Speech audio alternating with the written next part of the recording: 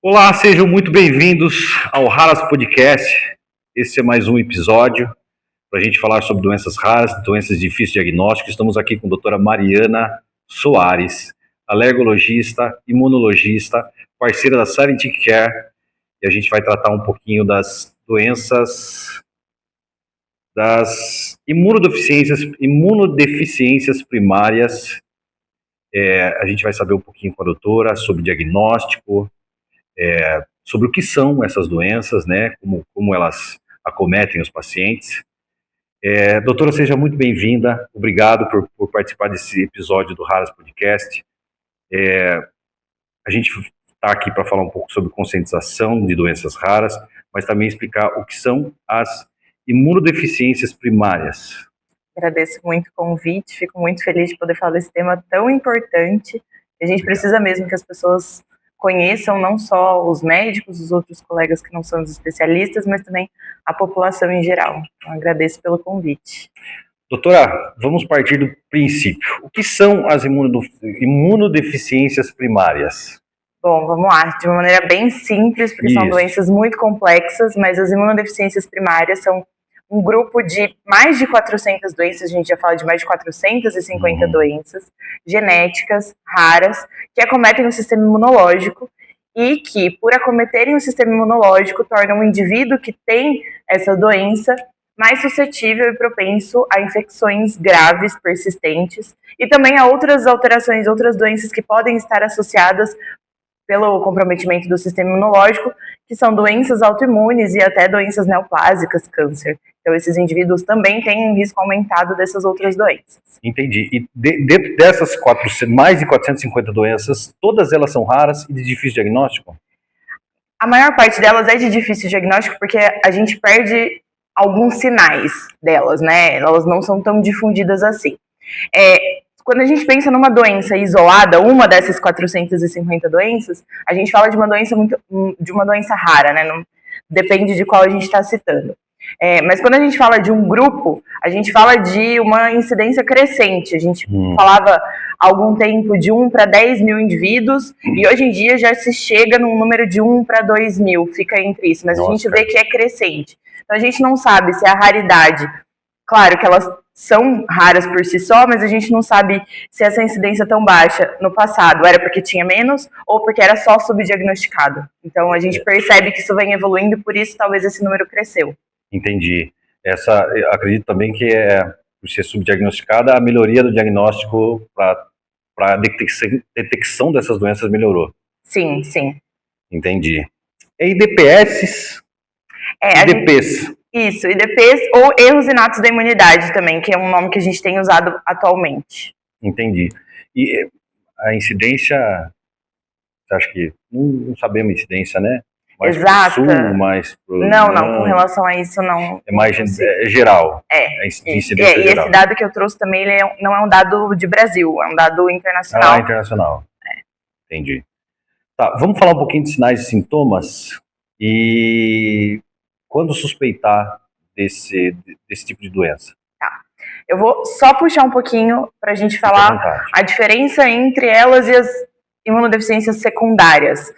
E isso é importante porque na hora da gente suspeitar, a gente tem que garantir que foi descartado esse diagnóstico de imunodeficiência secundária. Então, só para a gente contextualizar, o que são as imunodeficiências secundárias? São imunodeficiências que são causadas por fatores externos. Então, eu também tenho um problema no sistema imunológico, mas com uma outra causa externa, né, ao sistema imunológico. Alguns exemplos. Imunodeficiências secundárias podem ser por infecções. Um grande exemplo muito conhecido é a infecção pelo vírus HIV. Então, ela é um tipo de imunodeficiência, só que secundária à infecção ao vírus HIV. Além disso, a gente tem também imunodeficiência secundária à desnutrição, que é bastante importante. E além das imunodeficiências secundárias à desnutrição, a gente tem também secundárias ao uso de medicamentos que são imunossupressores. Então, são medicamentos que agem no sistema imunológico, diminuem ele ali, né, a ação dele, e fazem com que esse indivíduo também possa ter uma imunodeficiência, só que secundária a essas medicações. A secundária é menos grave do que a primária? não tem como muita gente falar isso. Porque depende da secundária, depende do nível de imunossupressão que é causado. Por exemplo, uma infecção por HIV, um paciente que tem uma infecção com doença, ele pode ter um quadro muito grave. E a gente tem imunodeficiências primárias que não acometem, dependendo de onde o sistema imunológico está acometido, não é tão grave assim. Então, não tem muito como a gente comparar isso de gravidade. Na verdade, e aí aproveitando para te responder o que você me perguntou dos sinais e sintomas, o que faz a gente pensar na gravidade dessas imunodeficiências? É justamente que um grande sinal de da gente pensar em investigar imunodeficiências é o fato de terem infecções.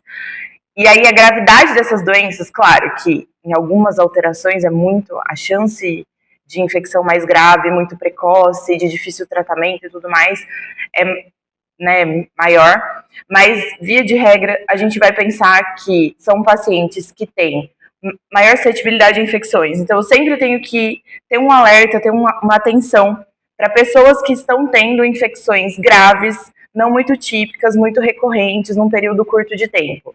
A gente tem, pela Fundação Jeffrey Modell, que é uma fundação que tem um enfoque nas imunodeficiências primárias, eles estabeleceram 10 sinais de alerta para imunodeficiências primárias.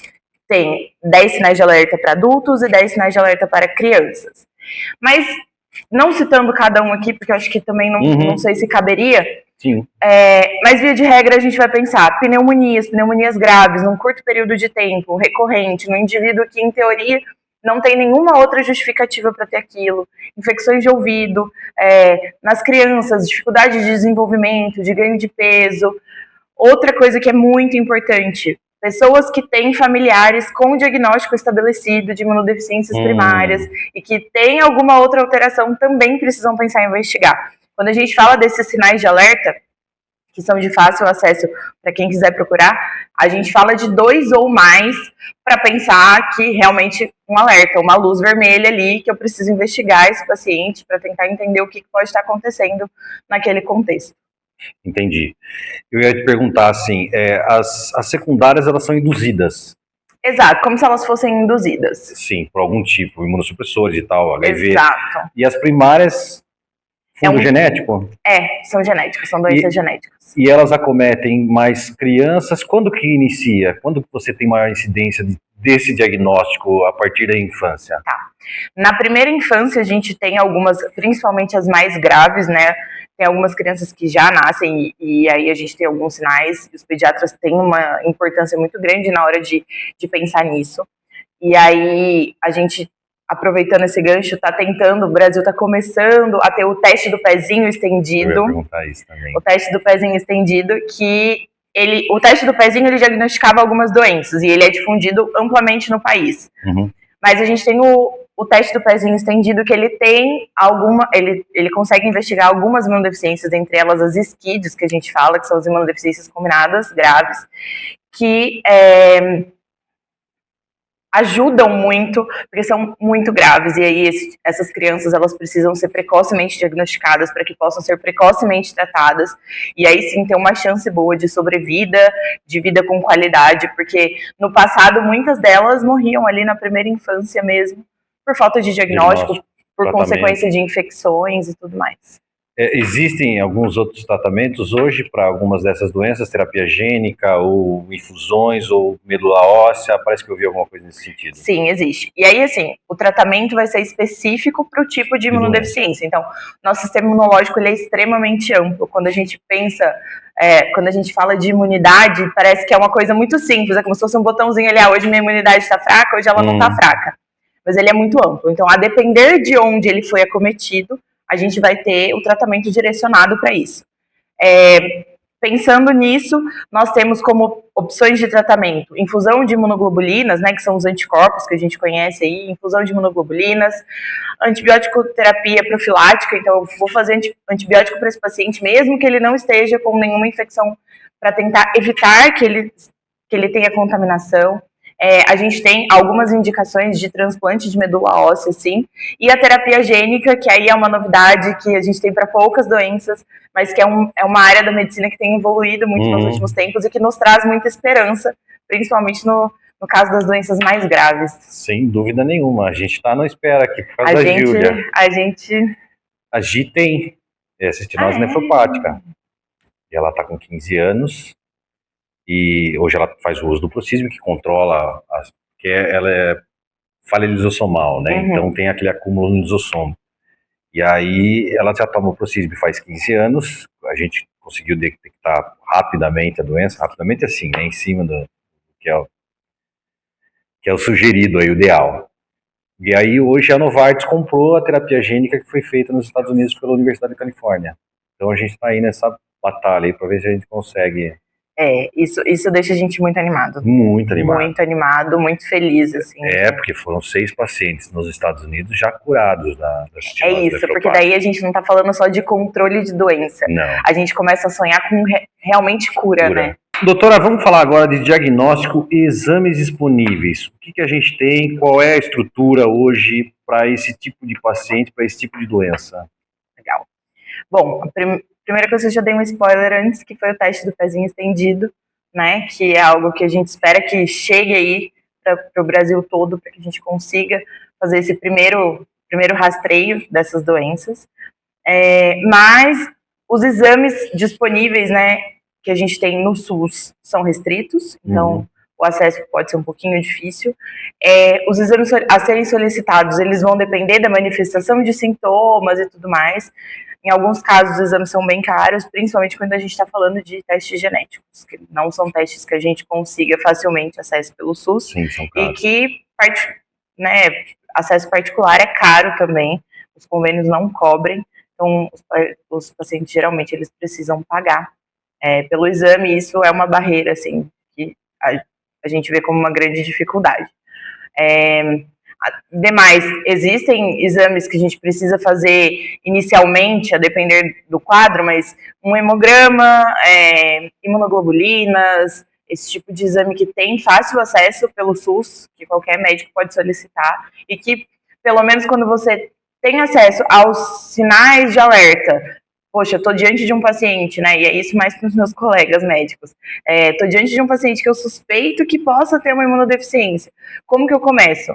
Eu aconselho que solicite minimamente um hemograma, dosagem de imunoglobulinas, encaminhe para um imunologista, para que também possa ser avaliado qual é o possível mecanismo dessa doença e onde ele pode aprofundar, qual exame ele pode aprofundar. Uma vez que a gente está falando de exames caros, a gente precisa tentar ser o mais assertivo possível para também não ficar onerando um paciente, onerando o sistema de uma maneira desnecessária, com exames que não, de repente não nos ajudariam muito. Entendi. Só recapitulando, então os sintomas mais recorrentes nessa, a gente pode falar assim, nesse grupo, né, de doenças, os sintomas mais recorrentes então são os infecciosos, principalmente os infecciosos. Infecções graves. É só a gente usar, eu acho que é a forma mais fácil de se lembrar. Lembrando que HIV é uma imunodeficiência secundária, mas quando ele foi amplamente difundido e divulgado e que as pessoas tiveram acesso e conhecimento, sempre se falava que a pessoa que morre de HIV, ela não morre pela infecção do HIV, ela morre por infecções secundárias. Entendi. Quando a gente está pensando em imunodeficiências primárias, algumas imunodeficiências primárias sim podem levar o paciente à morte por falhas ali no sistema imunológico, mas quando a gente está pensando já na investigação e tudo mais, os sintomas principais a gente vai pensar em infecções graves, infecções que não são comuns numa pessoa saudável. Então, entendi. Eu tenho um jovem que ele faz uma pneumonia super importante, faz quadros de pneumonia recorrentes, faz quadros de otites, né, de infecções de ouvido recorrentes, sinusite de repetição, diarreia crônica também é algo que é importante lembrar e pensar. De novo, e vou reforçar, porque isso às vezes acaba passando. Eu sei que alguém na minha família tem diagnóstico de imunodeficiência primária, eu estou apresentando quadros de infecções, eu preciso lembrar, e eu preciso levar isso para o meu médico. Às vezes a gente acha que não é relevante. Mas porque não é relevante, não é relevante. Outra coisa que também é importante a gente pensar, e quando a gente investiga, a gente pensa, é em consanguinidade. pai e mãe que tem algum grau de parentesco também aumenta esse risco para as imunodeficiências primárias. Mas, via de regra, né, a gente vai ter quadros infecciosos mais exuberantes e mais importantes. Doutora, vamos falar então agora um pouco sobre tratamento e qualidade de vida dos pacientes diagnosticados com imunodeficiências primárias. O que você pode nos dizer sobre isso? Bom, vamos lá. Tratamento, como eu disse, o tratamento vai depender, né, de onde o sistema imunológico está acometido. E o que é mais importante do que saber qual é o tratamento, como uma mensagem, assim, quando a gente pensa em tratamento e qualidade de vida, é a importância do tratamento precoce na qualidade de vida. Isso impacta diretamente. Os pacientes que têm um diagnóstico precoce, que conseguem iniciar esse tratamento, eles vão ter uma vida normal ou quase normal. Em alguns casos, eles vão ter que usar medicações de tempos em tempos, alguns tratamentos são mais agressivos, mas o tratamento em si, ele impacta muito menos do que um paciente que não tem diagnóstico, que não está tratado, que não está, né, conseguindo resolver ali aquilo que é a causa do problema dele. Então, o atraso no diagnóstico atrasa o tratamento e prejudica muito a qualidade de vida desses pacientes. Então, essa conscientização, e eu fico muito feliz, inclusive, desse convite por isso, para a gente trazer essa questão da qualidade de vida, desse impacto. As doenças raras, como um todo, têm um atraso de diagnóstico, né? São difíceis o diagnóstico. Eu escutei o outro podcast com o Dr. Carlos, e ele falou disso, Uma né? média de 7 anos de diagnóstico, no geral, para doenças raras. A gente lembra que é média, né? Tem paciente média que demora 15. Tem paciente que demora 20, então... E dependendo da gravidade da doença rara, se é degenerativa, porque na maioria das vezes são, né, e de origem genética, esse tempo é muito válido, né? Quanto mais cedo a gente conseguir esse diagnóstico, mais cedo a gente começa o tratamento e o paciente posteriormente tem uma melhor qualidade de vida. Tempo é literalmente vida nesse caso. É isso aí. Vida com qualidade, principalmente. Doutora, você quer deixar uma mensagem final sobre as imunodeficiências primárias, diagnóstico, a importância do diagnóstico, a importância de estarmos aqui falando sobre essas doenças que uma hora estão quase deixando de ser raras, né? Porque está aumentando a incidência, acredito que pela melhoria do diagnóstico também, e eu acho que é importante passar essa informação para o pessoal em casa, quem está nos assistindo. Bom, eu acho que a principal mensagem que eu queria deixar aqui, e aproveitando para agradecer de novo esse convite, é para as pessoas, para a população, né? Quem está vendo esse vídeo, conhece alguém da sua família, você, tá vendo que do que eu falei tem alguma coisa que parece que se encaixa um pouco, que se enquadra, procure um médico. Não tem possibilidade de procurar um imunologista, procure um médico generalista, um clínico geral, fale das suas angústias, fale desses sintomas, fale que você viu sobre isso, peça ajuda aos colegas médicos que também não têm costume de lidar com essas doenças, encaminhe esses pacientes para o imunologista, para a investigação. Como eu disse já antes, isso tem um impacto direto na qualidade de vida, e eu acho que a gente tem evoluído muito para deixar isso passar só por uma falta de conhecimento, por uma falta de informação. Então, esse papel de informar a população é muito importante mesmo, porque muitas vezes os pacientes chegam para a gente contando o que eles têm. Não é? Entendi. A gente não faz tanto um papel de investigação. Muitas vezes eles já chegam respondendo, eles chegam contando, olha, eu tenho isso, eu sinto aquilo, e isso vai abrindo um leque na nossa cabeça e fala, poxa, eu preciso investigar melhor, eu preciso olhar com carinho para esse caso, para esse paciente, para ver o que está acontecendo. Então, esse trabalho de vocês é muito importante, muito legal. Eu fico mesmo muito feliz com esse convite, e eu espero que tenha ajudado de alguma forma aí todo mundo para lembrar disso, da qualidade de vida de todo mundo, e que esses pacientes sejam ajudados de verdade. Sem dúvida nenhuma. Então, por isso é importante compartilhar os vídeos do Raras Podcast, né?